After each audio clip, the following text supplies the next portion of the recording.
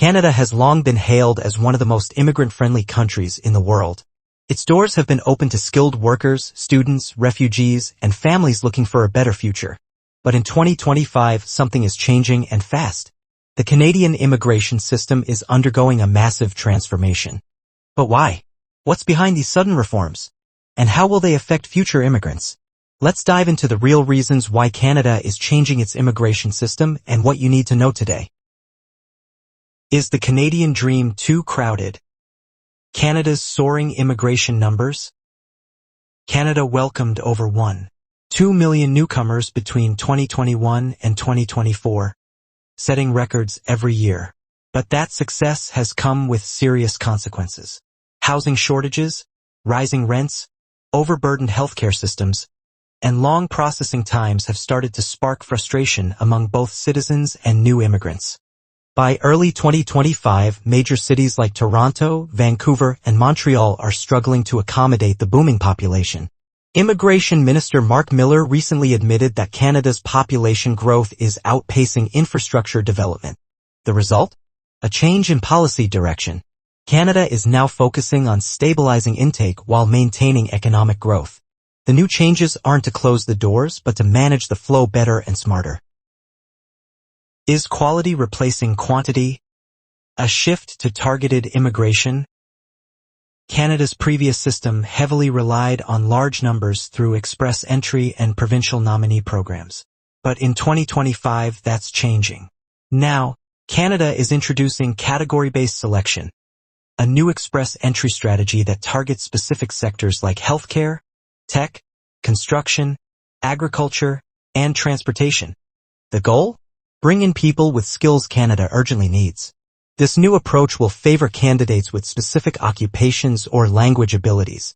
If you're a nurse, software engineer, or truck driver fluent in French, you now have a big advantage. Canada wants immigrants to fill real gaps, not just boost numbers. Can the economy handle more newcomers, inflation, housing crisis, and job competition? Canada's economy has been walking a tightrope. Inflation reached a peak in 2023, and although it has eased somewhat in 2025, many Canadians still feel the pinch, especially in housing. The average rent for a one-bedroom apartment in Toronto has crossed 2,600 Canadian dollars. Affordable housing is vanishing.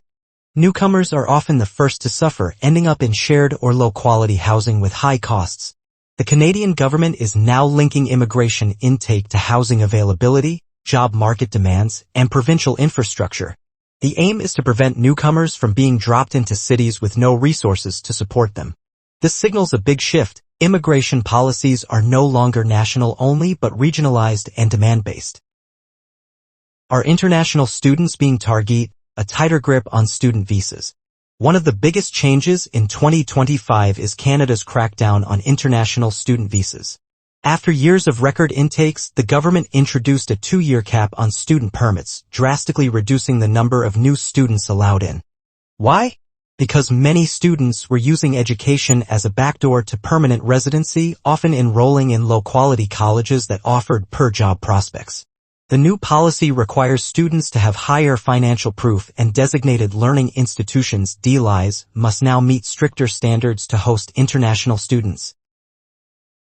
Is immigration still a path to citizenship? PR backlogs and delays. Even those already in Canada on work or student visas are feeling the pressure. As of 2025, there are over 1 million PR and citizenship applications pending. The system is clogged. Canada is now digitizing its immigration processing systems and using AI to prioritize applications, especially those in key labor sectors or from stable backgrounds. However, applicants in non-priority categories may face longer wait times or even rejections if their applications don't align with national goals. This is a wake-up call for hopeful migrants. Canada still wants you, but only if you meet its current needs. Is politics changing the game, immigration, and public opinion? With federal elections on the horizon, immigration has become a heated political issue. While the majority of Canadians still support immigration, public support has declined slightly due to issues like housing, inflation, and healthcare. The government is balancing economic growth and public sentiment, a difficult but necessary task.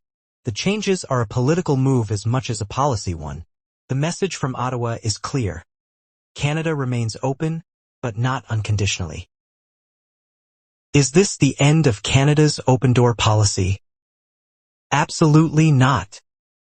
Canada is still one of the most immigrant-friendly countries on Earth. But in 2025, the strategy is shifting from more people to the right people. If you're skilled, educated, and aligned with Canada's labor needs, your chances have never been better. But if you're unprepared, unaware, or relying on old rules, the new system might shut you out. Canada's immigration system isn't closing, it's evolving. And only those ready to evolve with it will succeed. So what do you think of Canada's new immigration strategy? Are these changes fair or too strict? Let us know in the comments. And don't forget to subscribe for more updates on global immigration trends.